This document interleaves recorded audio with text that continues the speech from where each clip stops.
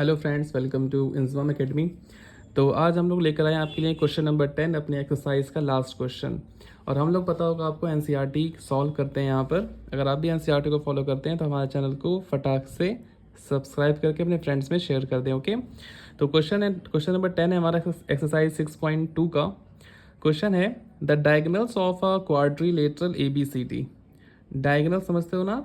ठीक है, डायगोनल्स किसकी हैं? क्वाड्रिलेटरल की। वो ABCD हमारा है। इंटरसेक्ट एट O, जैसे कल क्वेश्चन करा था ना, ये क्वेश्चन उसी तरीके से है आपका। और हमें इस बार शो करना है ट्रेपेजियम। उस क्वेश्चन में क्वेश्चन नंबर 9 में गिवन था आपको, और यहाँ आपको प्रूफ करना है उस चीज़ को।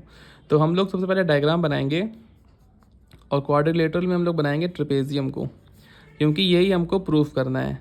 और जो प्रूफ करना है वही हम यहाँ पर ड्रॉ कर लेंगे। ओके, तो इसमें वही देखिए ABCD,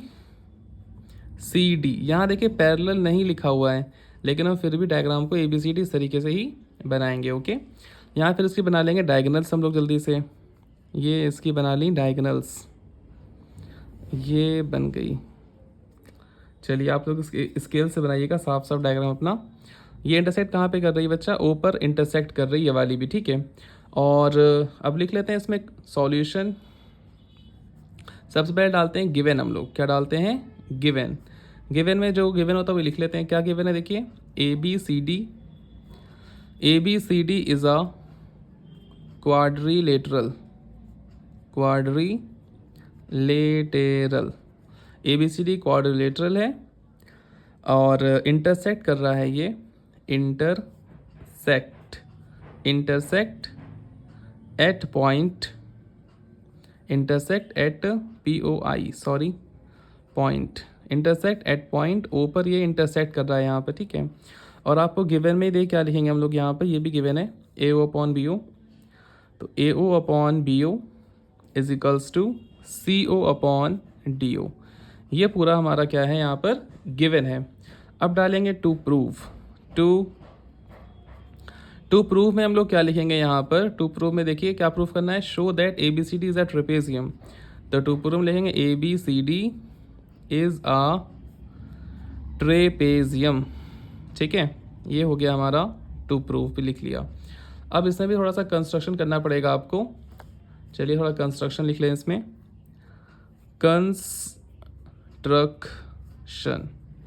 कंस्ट्रक्शन करते हैं जल्दी से। देखिए पिछले वाले क्वेश्चन में शायद हम लोगों ने यहाँ पर लाइन ड्रॉ कर ली थी, फिर उसको यूज़ नहीं था, आप उसे कट कर सकते हैं चाहें तो।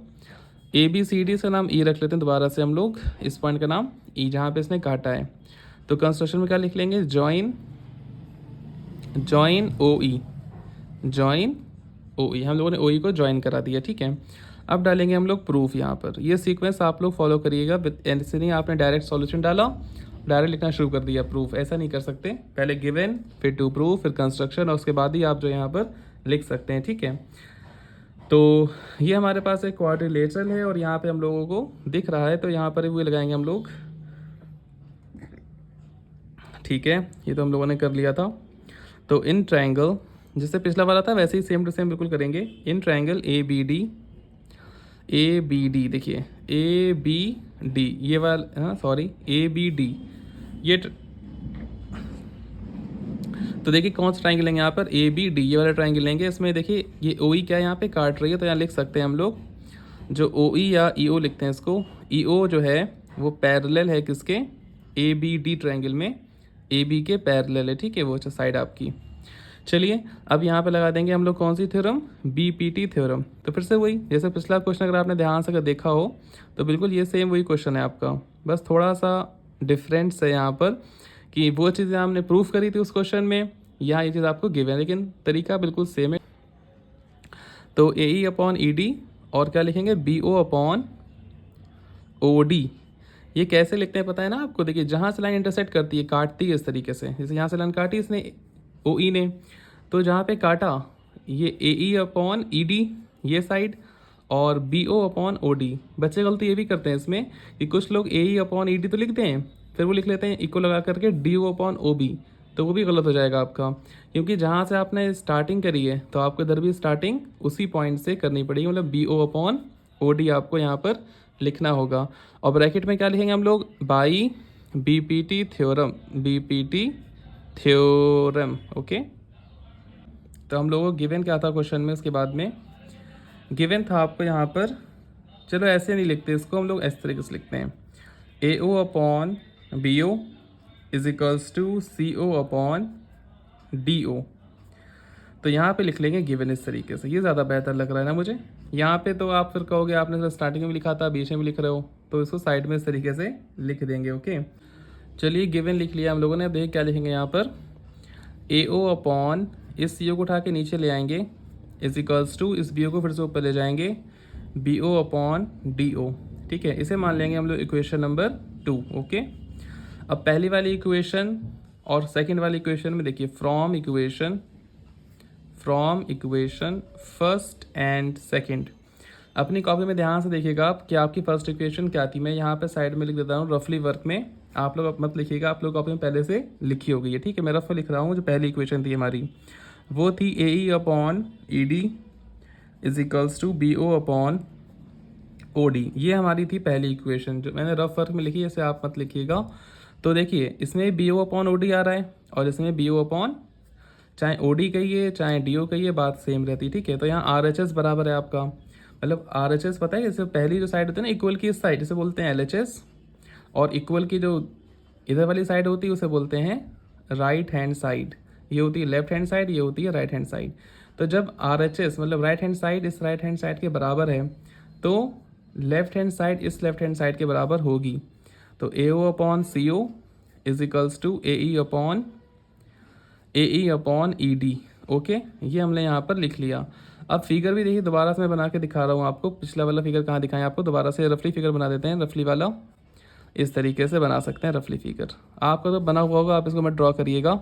तो ए बी सी डी, और यहाँ पे इंटरसेक्शन कुछ पॉइंट्स थे आपके, ये ओ पॉइंट था, यहाँ पे इंटरसेक्शन ई था।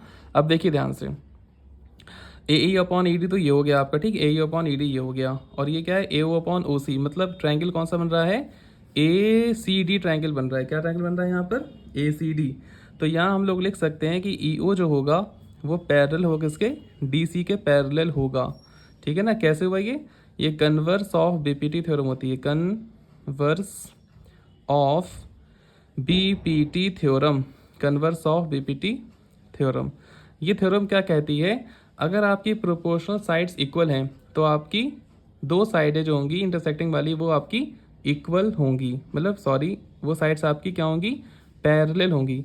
वैसे यहाँ पे ना ए डी सी ट्रायंगल था आपका, ये वाला, ये क्या था आपका, ए डी सी ट्रायंगल था।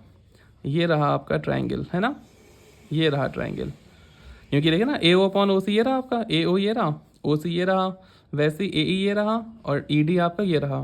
तो इसमें एक तो ये साइड है आपकी, देखिए ध्यान से, और एक ये साइड इसमें है। तो ये दोनों साइड्स कैसी होंगी आपस में, पैरेलल। ये रफली फिगर है, इसे आप लोग ड्रॉ मत करिएगा, साली समझाने के लिए बता रहे हैं। तो इसमें अगर ए ई अपॉन ई डी और ए ओ अपॉन ओ सी पैरेलल, तो ये वाली साइड जो होंगी ई ओ और डी सी, वो आपकी क्या होंगी, बराबर पैरेलल होंगी, किसके द्वारा, converse of B P T theorem के अकॉर्डिंग। ओके, अब हम लोग क्या लिख लेंगे, देखिए A O upon sorry A B parallel E O parallel D C. ठीक है, मतलब ओ ई जो है वो ए बी के ही पैरेलल है, और ओ ई जो है, ओ ई कहिए चाहे ई ओ कह दीजिए फिलहाल, सॉरी, ए बी जो है वो ई ओ के पैरेलल है, और ई ओ जो है वो डी सी के, मतलब तीनों एक दूसरे के पैरेलल हैं। और तो अगर ये तीनों पैरेलल हैं तो ये A B parallel D C भी होगा। और ट्रेपेजियम के लिए यही बात प्रूफ करी जाती है कि उसकी साइड्स होती है ए बी वाली और डी सी वाली, ये दोनों आपस में पैरेलल हों। तो प्रूफ हो गया हमारा, therefore A B C D is a trapezium. तो कैसी लगी वीडियो आपको कमेंट करके ज़रूर बताइएगा, और अपने फ्रेंड्स में ज़्यादा शेयर करिएगा इसको। Thanks for watching.